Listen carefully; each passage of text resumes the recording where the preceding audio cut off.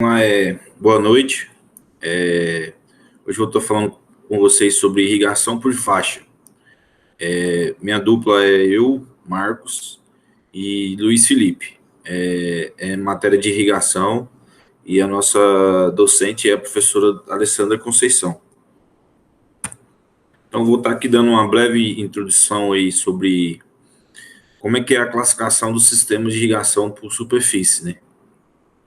São classificados em três tipos, são os de suco e os faixa e inundação. E apesar desse método ser mais utilizado dentro da irrigação, os projetos de irrigação por superfície geralmente operam com uma eficiência baixa de aplicação, né? Esse também é um dos métodos mais antigos, são feitos, mas carece muito de estudos para melhorar essa eficiência de aplicação. Existem alguns fatores a serem observados antes de se implantar esse método de irrigação, né? Um deles é a cultura que você vai estar colocando, por manter aí uma lâmina de água por tempo na área, exige uma cultura aí que não é suscetível a isso, né? Seja adaptada a esse tipo de condição. O solo também deve ser um solo aí mais estruturado. O produtor deve ver sua disponibilidade de água para poder estar introduzindo esse método. A topografia, muito importante também. Áreas mais planas são mais ideais, né? O investimento no qual o produtor tem para implantar esse método, inicialmente é um valor alto para ser implantado. O manejo é menor o custo, mas para implantar ele onera um pouco.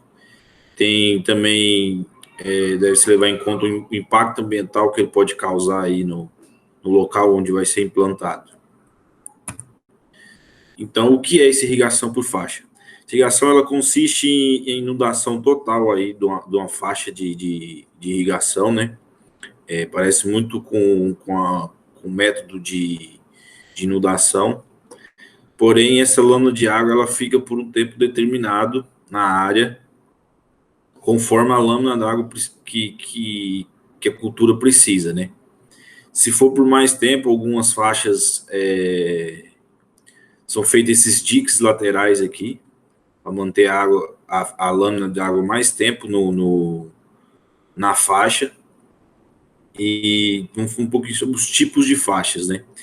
Essas faixas elas podem ser em nível, onde a água se mantém mais tempo, ou se determina a faixa por um tempo menor, ela pode ter uma declividade aí longitudinal aqui, até que pode ter, né, no caso. Mas ela transversalmente não se indica ter essa declividade, somente para onde a água irá correr. Como funciona esse sistema aí, né? Nesse sistema, a água ela é aplicada aqui individualmente, né, como pode ser visto em cada faixa, ao contrário da inundação, que é total, não tem essa separação, né? Se utiliza aí desses equipamentos, um leito de água e os sifões para estar jogando a água separadamente em cada canal. Esse sistema ele vai funcionar melhor em solos com uma baixa infiltração de água, né?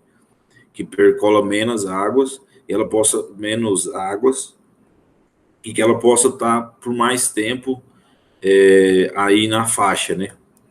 E a vazão por unidade aqui do método, ela precisa ser alta, principalmente quando for a primeira irrigação.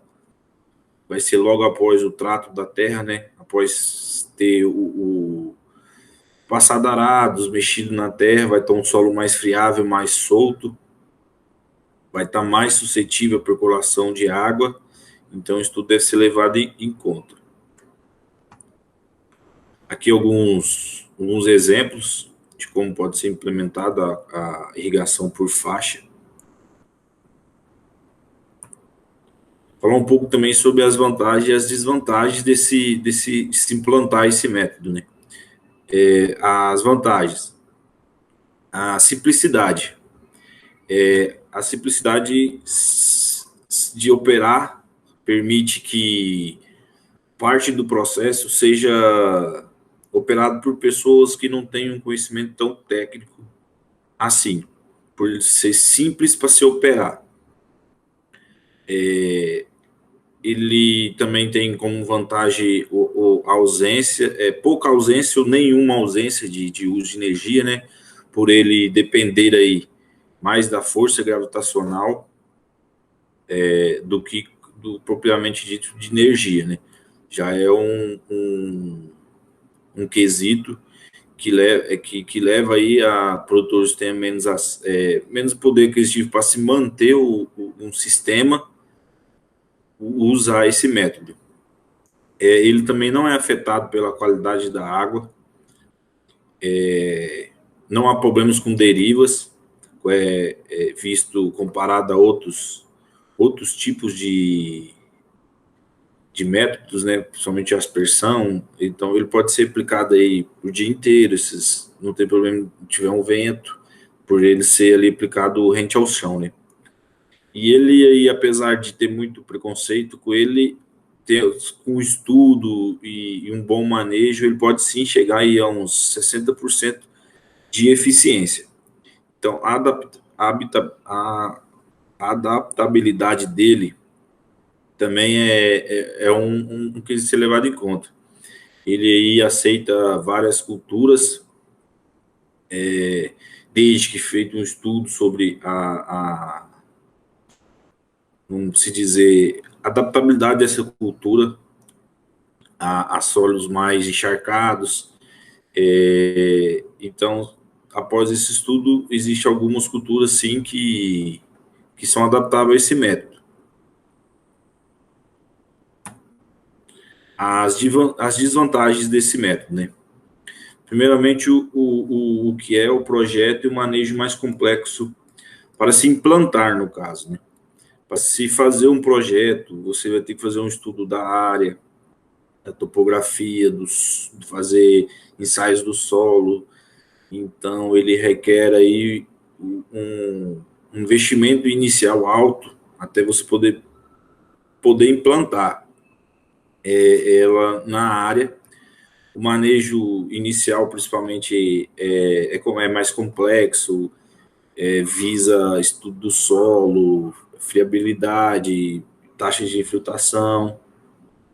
Por isso que ele requer aí solos mais estruturados, né? Como é por condução, a distribuição de água, ela requer também áreas planas, niveladas. Isso também onera no custo inicial.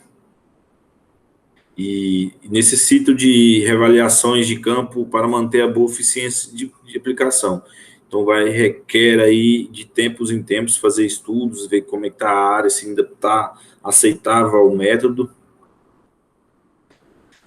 Na utilização do sistema, não é recomendado para solos extremamente permeáveis, que apresentam altas velocidades de infiltração. E o impacto ambiental também é uma desvantagem. Quando ele mal operado, feito sem estudos, e simplesmente foi implantado sem ter feito um estudo antes, ele pode causar um impacto ambiental no local. Mão de obra também é uma desvantagem, porque como ele é um sistema, vai depender da mão de obra mais física, mais gente para poder estar operando esse sistema. Ele não são pessoas capacitadas, não vão precisar de um nível tecnológico alto, mas vai precisar de mais pessoas para estar aí podendo manejar esse sistema de maneira correta. Ele também tem uma desvantagem, que é difícil a aplicação de produtos nele, né? Por estar encharcados, por às vezes gerar valeta entre uma faixa e outra, fica aí difícil a aplicação mecânica, principalmente, né? E falando assim, aliado muito a essas limitações desse método, o uso dele tende a diminuir por ter poucos estudos, por falta de conhecimento e pelas críticas que ele recebe pelos problemas ambientais que são feitos, né? Mas são gerados porque às vezes são implementados sem estudos, sem fazer uma avaliação técnica da área, para poder saber realmente se esse método poderia ter sido implantado ou não. E às vezes também o manejo é incorreto, a pessoa faz de qualquer jeito. Isso faz com que pessoas deixem de olhar com bons olhos a esse método. Então, falar um pouco das culturas que pode ser implementada aí nesse método. O principal dela é o arroz, como pode ser nessa imagem aqui, como ele está implementado aqui em ração por faixa. É o principal cultura utilizado nesse método, mas existe também outras culturas, como trigo, pastagens, algumas outras gramíneas podem ser também implementadas com estudo, com manejo correto, ficam abertas a muitas culturas serem implementadas. Isso vai depender do nível técnico do produtor, né? Claro que vai ter um estudo da cultura a ser implementada, se ela é suscetível a alagamento, esses tipos de coisa, né? Tem que ser sempre levado em conta para. Bom, o que eu tinha que passar é isso. Meu colega vai estar dando continuidade aí no próximo vídeo sobre o restante. Bom, boa noite, sou Luiz Felipe, vou estar dando continuidade aqui no trabalho, falando um pouco de declividade, comprimento e largura da irrigação por faixas. Então, a declividade ela está diretamente relacionada ao tipo do solo, ou seja, o perfil desse solo, de como que ele é, se ele é mais arenoso, menos arenoso, e a sua taxa, e vai depender também da sua taxa de infiltração. A velocidade do escoamento da água, conta muito também, que geralmente é de 0,05 a 2% de declividade e transversalmente de 0%, para poder ter mais uniformidade na, no, no trabalho da irrigação. Os campos com encostas íngremes e topografia irregular aumentam o custo da sistematização do terreno e reduzem o tamanho dos tabuleiros e o comprimento das faixas. O que acontece? Se você tem uma área bastante acidentada, que um terreno não muito grande, a sistematização, ou seja, a manutenção, a montagem, a implantação desse sistema, ela vai ser mais complicada. Vai também reduzir os tamanhos, né, dos tabuleiros e os comprimentos da faixa. Então, o que seria mais indicado era um terreno mais plano. E a remoção oportuna do excesso de água durante a estação das chuvas, ela previne ou reduz os danos às culturas e permite a realização das práticas culturais. É um desafio, né, para essas áreas com pouca ou nenhuma inclinação, ou seja, não é indicado que seja totalmente plano o terreno. Lógico que o indicado é quanto mais plano, mas não totalmente plano, por causa que você, alguma hora você vai ter que fazer alguma manutenção, alguma coisa, ou também na estação de chuvas, ocorre o excesso de água no sistema. Declividade, ela transversalmente, ela deve ser nula, ou seja, de uma linha para outra, ela deve ser nula. E longitudinalmente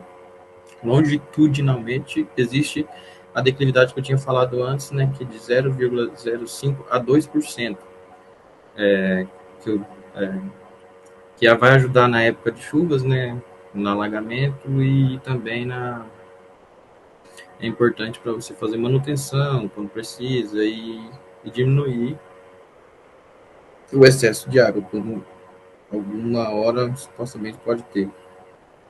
E o bom desempenho, como eu tinha dito, né, depende do sistema. Esse sistema ele depende da sistematização do terreno, ou seja, uma área indicada, mas bem escolhida, sem muitos obstáculos, terrenos íngremes, montanhas, etc. E para você ter maior aproveitamento dessa área e um melhor aproveitamento do sistema também. Aqui, como eu disse, né, a irrigação, aqui é um terreno indicado.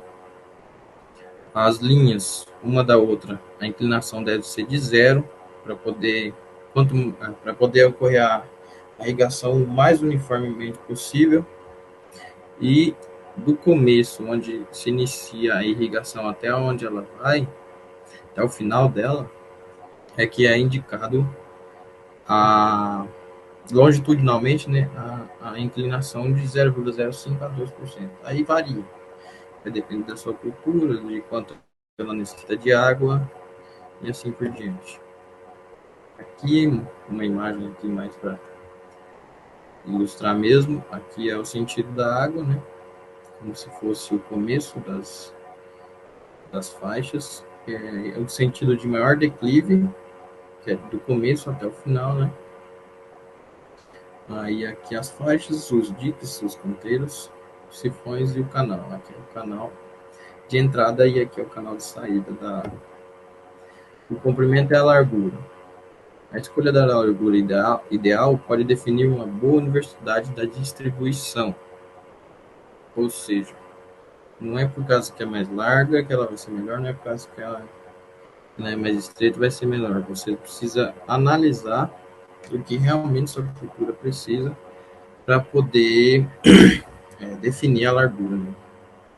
Para ter uma boa uniformidade de distribuição. Vai depender do tipo de planta, do sistema radicular, o terreno e a distância máxima com que a água deve se mover na terra, na área irrigada, né, é limitada em cerca de 90 metros para solos de textura arenosa e 300 metros para textura mais fina. 90 metros por causa que ele vai perder mais a água por infiltração. E já na argilosa ela consegue ter uma distância maior. Outro fator que pode influenciar o comprimento da faixa é a topografia do terreno. E a largura da faixa vai variar conforme a necessidade e a preferência do produtor. E a velocidade também ela está diretamente relacionada à largura e ao comprimento da faixa. Também tem velocidade de vazão, condições, temperatura, né, da área.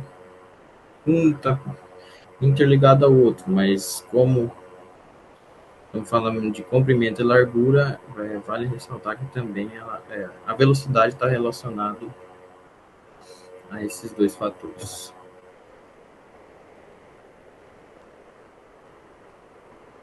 Bom, seria isso. Obrigado.